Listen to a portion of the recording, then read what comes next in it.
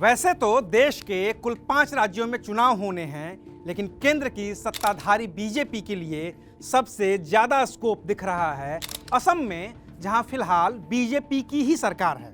इसलिए पश्चिम बंगाल के बाद बीजेपी का सबसे ज्यादा फोकस असम पर लगा हुआ है। वहीं कांग्रेस की ओर से प्रियंका गांधी वाड्रा ने भी असम में चुनाव प्रचार की जिम्मेदारी संभाल ली है। बीजेपी की ओर से खुद प्रधानमंत्री नरेंद्र मोदी असम के चाय की चर्चा करते हैं, तो उसके कुछ ही दिनों के बाद प्रियंका गांधी वाड्रा चाय के बागान में ही पहुंच जाती हैं और खुद चाय की पत्तियां तोड़ती हुई चाय बागानों के मजदूरों से बात करती हुई दिख जाती हैं। ऐसे में ये सवाल तो बनता ही है कि क्या असम में चाय बागान और उनमें काम करने वाले मजदूर सियासत के लिहाज से इतने अहम हैं कि बीजेपी और कांग्रेस दोनों ही पार्टियां उनको अपने अपने पाले में लाने के लिए अलग अलग तरीके अख्तियार कर रही हैं। चलिए आज इसको समझने की कोशिश करते हैं। नमस्कार, मैं हूं अविनाश और आप देख रहे हैं अनकट। असम में सत्ता में बीजेपी है तो बात भी बीजेपी और प्रधानमंत्री मोदी से ही शुरू करते हैं। सुनिए क्या कहा था प्रधानमंत्री मोदी ने असम की चाय को लेकर। साथियों, असम की खुशहाली, यहां की प्रगति का एक बहुत बड़ा केंद्र असम के चाय बागान भी है। सोनितपुर की लाल चाय तो वैसे भी अपने अलग फ्लेवर के लिए जानी जाती है। सोनितपुर और असम की चाय का स्वाद कितना खास होता है, ये मुझसे बेहतर भला कौन जानेगा।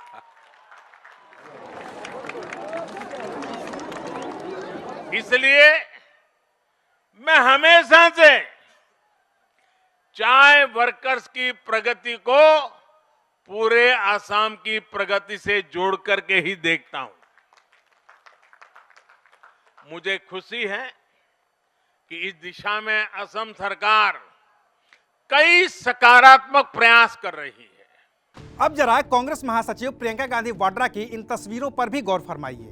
वो असम के चाय बागान में चाय की पत्तियां तोड़ती हुई दिख रही हैं, चाय बागान के मजदूरों से बात करती हुई दिख रही हैं, उनके साथ बैठी हुई दिख रही हैं। उन्होंने भी चाय बागान के मजदूरों पर कुछ कहा है, जरा उसे भी सुन लेते हैं। चौथी जो गारंटी है वो गारंटी खास उन महिलाओं के लिए है, उन श्रमिकों के लिए है जो चाय के बागान में काम करती हैं। और क्या गारंटी है ये कि उनको 365 रुपए का वेतन मिलेगा।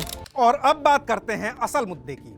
असल मुद्दा यह है कि असम के चाय बागान में काम करने वाले मजदूर एक वोट बैंक हैं, जिन्हें कोई भी पार्टी दरकिनार करने का खतरा मोल नहीं ले सकती है।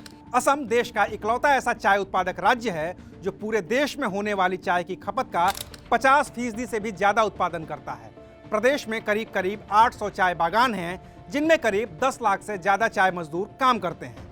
ये प्रदेश की कुल आबादी का करीब 17% है, जिनका असर प्रदेश की कुल 126 में से 40 विधानसभा सीटों पर सीधे तौर पर पड़ता है। यानी कि सियासत के लिहाज से असम के चाय बागान के मजदूर हर पार्टी के लिए मुफीद हैं। लेकिन अब जरा इनकी हालत पर गौर फरमाते हैं।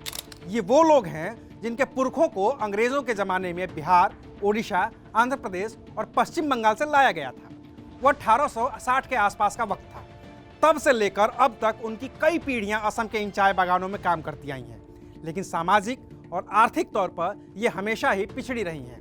न तो इनकी सेहत को लेकर किसी पार्टी ने कुछ खास काम किया है और न ही इनके बच्चों की शिक्षा को लेकर। नतीजा ये हुआ है कि असम तो विकास के क्रम में आगे बढ़ता जा रहा है, लेकिन ये अब भी पीछे ही छूटे हुए हैं। और इन्हीं को आगे बढ़ाने का लालच देकर हर पार्टियां इनका वोट बटोरने की जुगत कर रही हैं।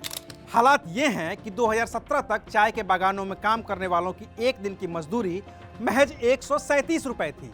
तब असम की बीजेपी सरकार ने एक एडवाइजरी बोर्ड बनाया था जो असम चाय बागानों के मजदूरों की मजदूरी को तय कर सके। बोर्ड ने अपनी संस्तुति में कहा था कि एक दिन की मजदूरी 351 रुपए होनी चाहिए, लेकिन सरकार ने मजदूरी 137 रुपए से बढ़ाकर 167 रुपए ही की।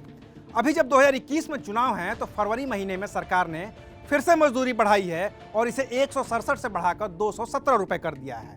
इसके अलावा 101 रुपए राशन के लिए अलग से दिए जा रहे हैं। यानी कि चाय बागान के मजदूरों को फिलहाल एक दिन की मजदूरी 318 रुपए मिल रही है। और अब प्रियंका गांधी वाड्रा ने कहा है कि अगर असम में कांग्रेस की सरकार बनती है तो मजदूरी 365 रुपए कर दी जाएगी। लेकिन कांग्रेस के लिए इस वोट बैंक में सेंध लगाना फिलहाल आसान काम नहीं है। इसकी वजह यह है कि 2019 के लोकसभा चुनाव में बीजेपी ने असम में 2 सीटें जीती हैं। एक सीट है डिब्रूगढ़, जहां से रामेश्वर तेली सांसद हैं और केंद्र में मंत्री हैं। दूसरी सीट है तेजपुर, जहां से पल्लव लोचन दास सांसद हैं। ये दोनों ही सांसद उसी चाय बागान मजदूरों के समुदाय से ताल्लुक रखते हैं। हालांकि चाय बागान में काम करने वाले मजदूर वोटिंग के दिन वोट डालने जरूर जाते हैं। इसके लिए उनकी मजदूरी में भी कटौती नहीं की जाती है।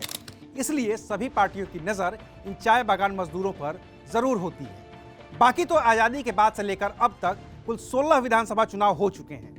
कांग्रेस से लेकर जनता पार्टी, असम गण परिषद और बीजेपी तक की सरकार बन चुकी है, उनके मुख्यमंत्री रह चुके हैं। लेकिन इनकी हालत जस की तस है। वो राहत इंदौरी का एक शेर है ना कि नए किरदार आते जा रहे हैं मगर नाटक पुराना चल रहा है। यही हाल असम के चाय बागान में काम करने वाले मजदूरों का भी है। शुक्रिया, आप देख रहे थे अनकट।